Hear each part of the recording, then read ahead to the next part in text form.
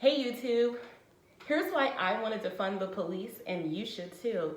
Number one, police resources are often taken away from essential services, especially in places like school, and put towards armed and militarized police forces who are not trained to de-escalate and handle sensitive situations.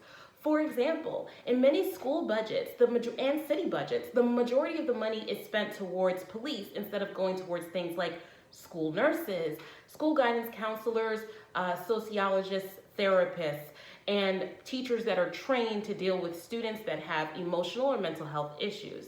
Instead, police are placed in school in order to arrest students, criminalize students, place students that would otherwise need mental health treatment or special needs treatment in a situation where they're going to jail, feeding into the school to prison pipeline. Number two, you may say, what about rape? Who's going to investigate rape cases? Well, not the police. The police are terrible at investigating rape cases.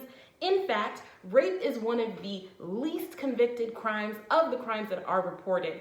And there have been reports that police are terrible at recording rape cases, finding that many, as in 1 out of 10 rape cases, are improperly recorded or not investigated at all. Also, the police are also terrible to investigate rape cases because police themselves are allowed to have sex with people that are in their custody in over 30 of the 50 states in the United States of America. Let that sink in. Custody is one of the biggest ways that someone can coerce someone. So if you're a police officer and you arrest someone and you have them in the backseat of your car, if you guys have sex, that is more than likely unconsensual sex. It is sex by coercion, and it is legal in a majority of the states of the United States of America. Many police officers have been convicted of rape. Also, many police officers have been convicted of domestic assault against their partners. They're also terrible at investigating, arresting, and bringing a conviction for people that are victims of domestic assault. So they don't actually protect that very vulnerable group of people. Number three, police tend to escalate situations that need to be de-escalated by someone that's properly trained.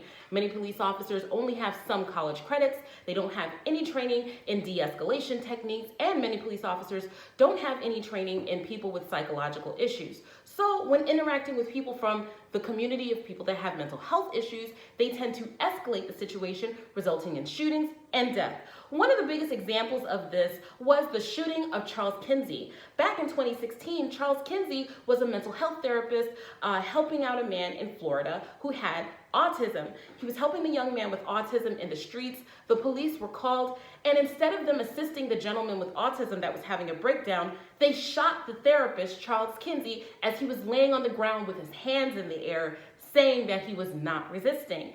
And then when he asked, "Why did you shoot me?" the police officer said, "I don't know." They don't know how to respond to situations in which people are highly strung, in which people are very upset, in which people are in distress, or even where people are laying on the ground with their hands in the air, because they're trained to shoot first and ask questions later. So we should defund the police. We should not be giving the police all of the money that we're giving them. Instead, that money, just like how we defund welfare, defund unemployment, defund Social Security, all of that money should be going to social services to help people with mental health issues. Many of the people that are arrested by the police have mental health issues or learning disabilities, which make it difficult for them to interact with regular society. What they need is hospitalization, medication, treatment, and therapy, none of which the police are able to provide them. Instead, what they do is bring them to jail.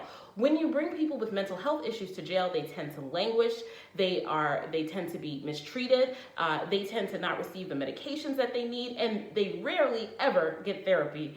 So there's no reason to have police interacting with people that have mental health issues.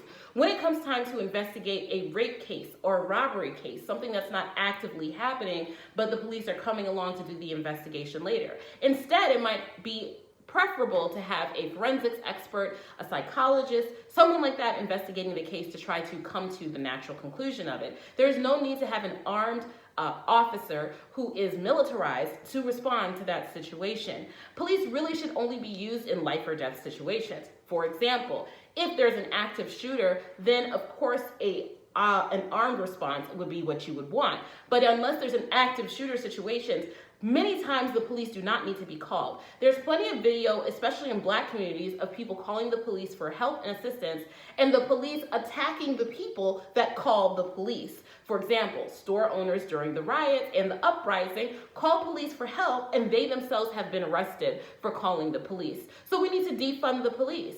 And also, we need to stop giving them leftover military weapons. So at the end of the Iraq War, many of the military weapons, automatic rifles, tanks, the gear that they wear, many of those weapons were given to police departments because there was an overflow of it, and they were given it for discounted prices. Well, that was at the cost of the taxpayer, obviously. And what it means is that when Ferguson happened, when Baltimore happened with Freddie Gray, and when what happened in Minnesota happened with George Floyd, you had tanks rolling down the streets, officers shooting rubber bullets, chemical weapons at everyday citizens. Things that were supposed to be used for enemy combatants are now being used on the everyday taxpayer. So we need to divest the police of their ability to use military force against United States citizens, especially where they're not trained to use the same code of conduct that members of the United States military are. They often misuse the rules of engagement. They often treat unarmed citizens as though they're enemy combatants, as though they're armed, as though they're terrorists. So it is time for us to look again at policing and see why it is that many cities and schools spend the majority of their budget on policing instead of social services. And for that reason, we need to defund the police.